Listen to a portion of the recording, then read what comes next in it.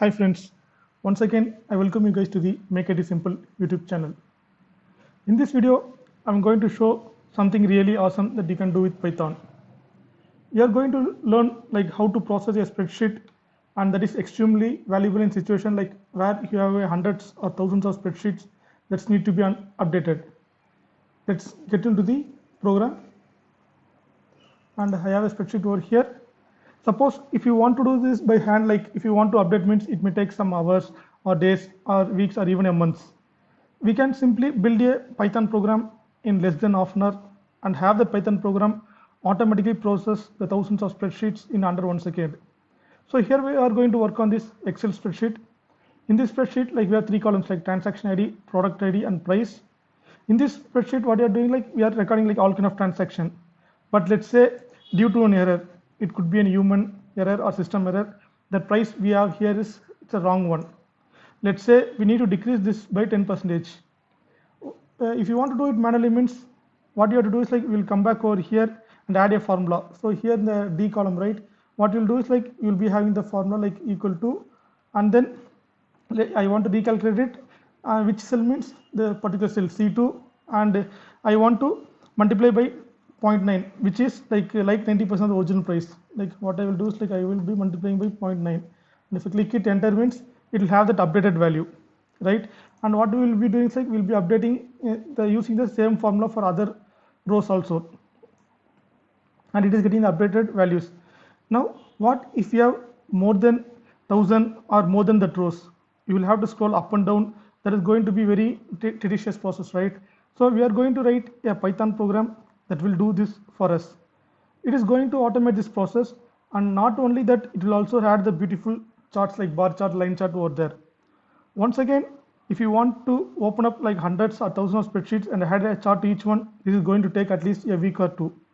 Our Python program is going to do all this in a matter of seconds, so let's get started.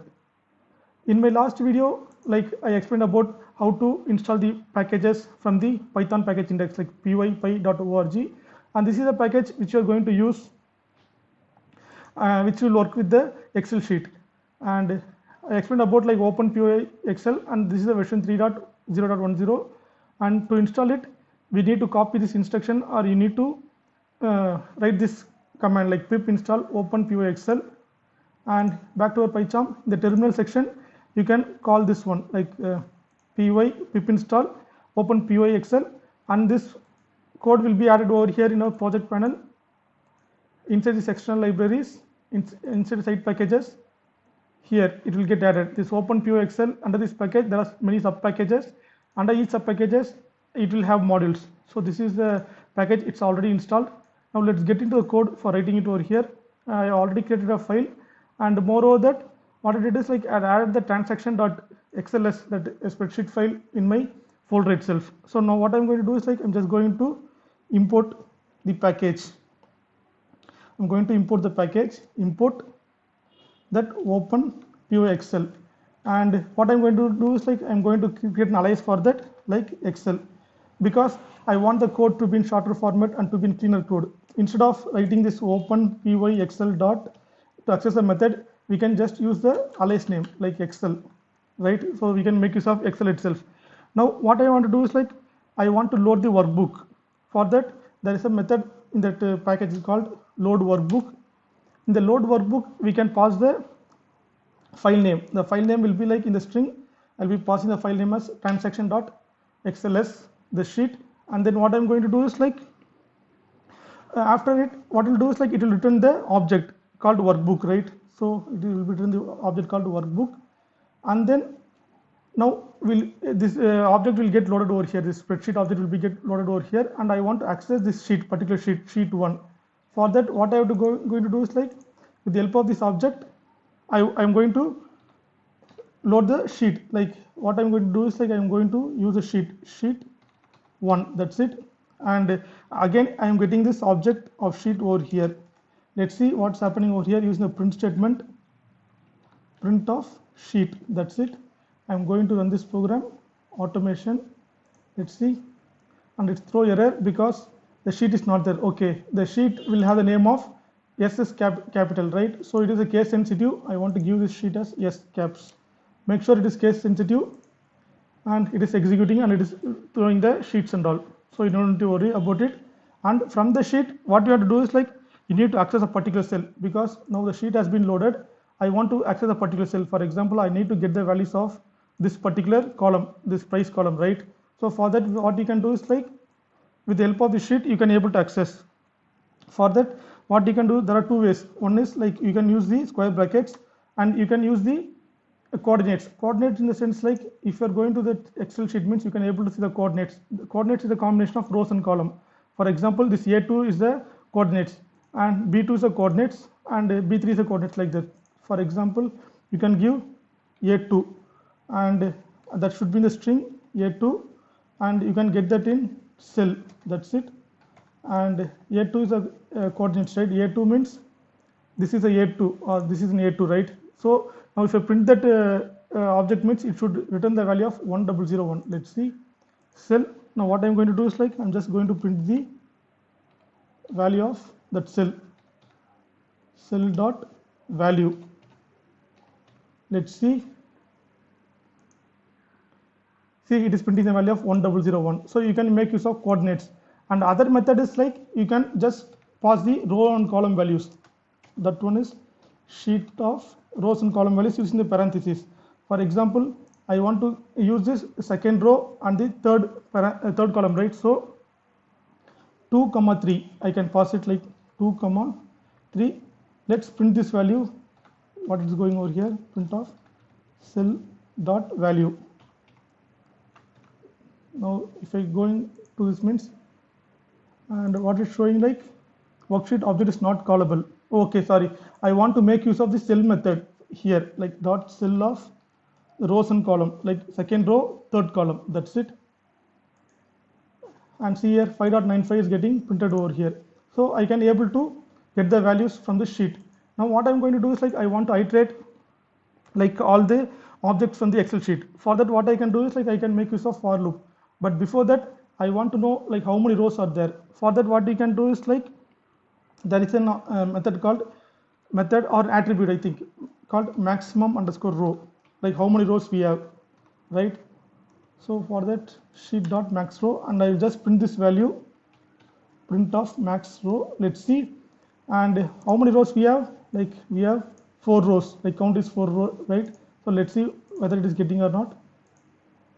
Yeah, it's getting printed. I'm just commenting this print all the print statement to get a clearer view, and that's it. Now what I want to do is like I want to iterate all the objects from the sheet or all the cells from the sheet. For that, what I'm going to do is like I'm going to use for loop. For I am going to iterate each row. So I'm making the variable name as row. In I want to make like each values. For that, what I'm going to do is like I'm going to use the range function. You all know about range function, right? It will generate a range of numbers, right? For each iteration, it will spit out some numbers. For example, if I give a range as 5 means, what it will do is like it will give the numbers like 1, 2, 3, 4.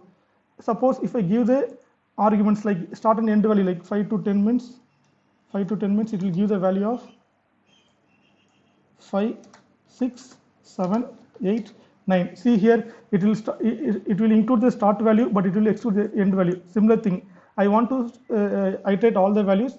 For that, I will be giving the start and end value. The start value will be 1 because I want to include all the rows and columns from there.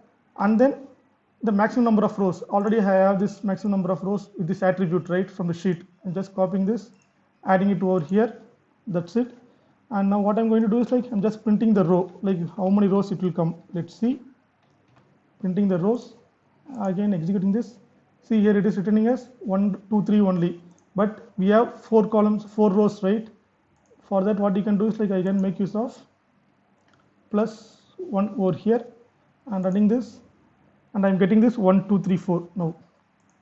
But if you see it over here, I don't want to include this first column or first row, right? Because it is a naming row, right? For that, what I can do is like I can remove this 1 and put it as 2. So it will start to iterate from 2, 3, 4, the 3 rows only. Let's see. See here it is processing 2, 3, 4 only. Now what I am going to do is like I'm going to get the values. For that, I'm going to use sheet dot cell So what is a cell, right? I am going to use the row. The row is the row for each iteration. For example, for the first iteration it will get the 2, and what I'm going to do is like I want to manipulate this value, right? So this is the third column, right? 1, 2 and third column. This C column is the third column. I'm just going to get C, that's it. And I'm going to store it in a cell column, cell variable, that's it, cell variable. And if you want to know what is that value is getting printed over here, let's see, print cell dot value, that's it.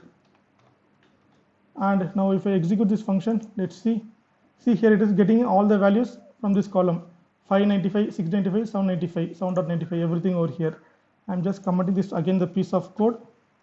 And what I'm going to do is like I need to multiply that value with 0.9. For that, what I'm going to do is like I'm just having another variable, corrected underscore value equal to cell dot value into 0.9, that's it.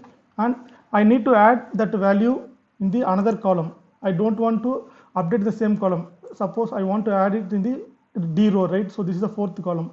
For that, what I'm going to do is like I'm just calling this one again, copying it and adding it over here, the fourth column, right? I'm making it a 4 and adding it. I'm going to get this value in the variable called corrected cell, corrected underscore cell, that's it.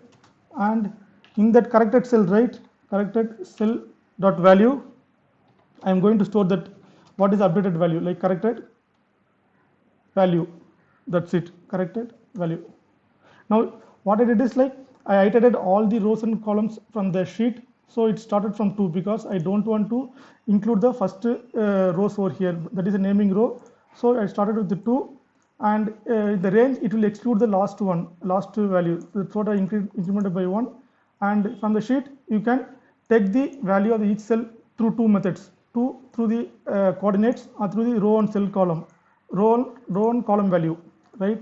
So by that way I got the value and I multiplied by 0.9, and this is just for testing purpose, 0.9, and I want to add that value in the new column. So I added a new column with row 4. In that column I just added the value, that's it.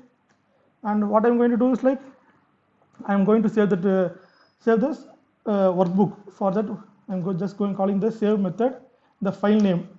Suppose what I'm going to do is like I don't want to accidentally overwrite this original file, because in case if a program has bug means it will overwrite the entire file, it will overwrite the original file. So what I'm going to do is like I'm going to save it in another file name called transaction-1, transactions-1.xls, that's it.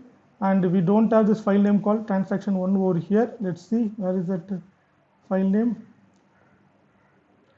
And I'm not able to see in the left hand side. Transactions type conversion we have. Okay, see, let's see, I'm just going to run this program.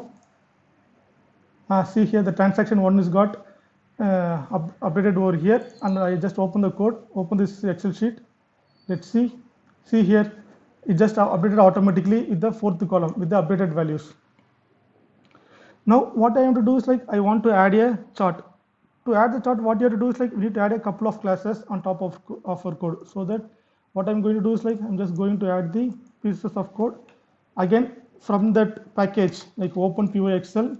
From that package I'm going to use the model called chart, right, chart, and I'm just going to import some of the classes. The classes are bar chart and then references. So see the naming convention over here, the bar chart is in camel case and reference. So these are the classes I'm going to use. Now what we are going to do is like we are going to add the chart to the current sheet. This is the sheet. For that, for which values I'm going to add the bar chart is like for this value alone, right? For this range of values we are going to add the chart.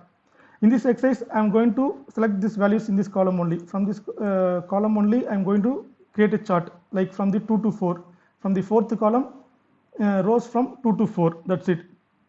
And for this example and all, right, we don't want a kind of transaction and all, because I'm just going to create a chart with a bunch of numbers, that's it. For that what I'm going to do is like just close this chart and don't saving it, and I'm also closing this chart. Now what I'm going to do is like I'm just going to create a reference for this sheet using the reference class. right? What I'm going to do is like I'm just calling this references, and what this reference will do is like it will take this four things as a parameters. First one is worksheet, so I'm just passing the worksheet sheet, and then other are kind of a keyword arguments like minimum column, minimum row, maximum column, maximum row. So what I'm going to do is like I'm just going to use maximum row. Maximum row, or first I'll take minimum row. Minimum row is like, as I said, I want to get the values from 2 to 4, right? So 2 to 4, and maximum row, right? For the maximum row, I have already have this object or already have this attribute. I'm just copying it, adding it over here, maximum row, because I don't know that, and I don't want to hard code the rows. So whatever the maximum rows it have in that column, it will take. And then minimum column. So minimum column equal to 4, because I want to get the chart for the bunch of numbers from the fourth column only. And then maximum underscore column equal to 4. That's it. Now what you have to do is like I'm going to call the chart bar chart class, like bar chart. That's it, bar chart class, and it will return the object called chart and store it in a variable called chart. And in that chart, what I'm going to do is like I'm going to add the data, like make use of add data. I'm just okay. Before that, what I did is like this reference will return an object, and I have to store it in a variable called values. That's it. And I'll just pass that values into the datas, and then in my sheet I'll be adding this chart by using of add chart method, and just passing the chart object. That's it. Now let's see, and after that I just use the save method. Now I try to run this program. See here, everything is success. I'm just opening this transaction file, transaction 1, and it doesn't have any chart. Okay, let's see what's happened over here. Doesn't save it. Yeah, I forgot to add, because we wanted to add the chart, but we forgot to mention like which location I need to add the chart. For example, I'm opening this Excel sheet again. I want to add this chart. For example, I'm doing this one. So suppose I want to add this chart bin, the coordination is E2, right? This is the column E2 or E3, like this. I'm just for testing purpose, I'm adding the chart right over here itself, like E2. So I'm just closing this, and I am passing the coordinates where I need to add the chart in the add chart, like E2. That's it. Now I try to run this code again. It's done. I'm just opening this one. See here, the chart has been added over here. For the values from this 5.6.7.1, it has been added the chart over here. We can use different chart or different color to the chart. To know more about this, you can go and read the documentation of openpyxl package in the pypi.org website. That's done. So our program is complete, but if I look into our code, means it's look dirty, right? It's not clean and it's not organized. We don't have functions over here, and we have written all the code in a single file. I want to make this code as more cleaner. What I have to do is like, let's go ahead and organize this code like a professional software developer. What we can do is like we just define a function, and inside the function we can put all over here. For that, what I can do is like, I don't want this cell objects and all. I'm just removing everything, or let it be, because I don't want any print statement in my print statement and commented lines. Just removing that one, and everything what I'm doing to do is like I'm just adding this in the function definition of update Excel sheet, update underscore Excel sheet. That's it. And everything what I'm going to do is like I'm going to indent all these lines over here. That's it. And if everything is a function, now everything will come under a function.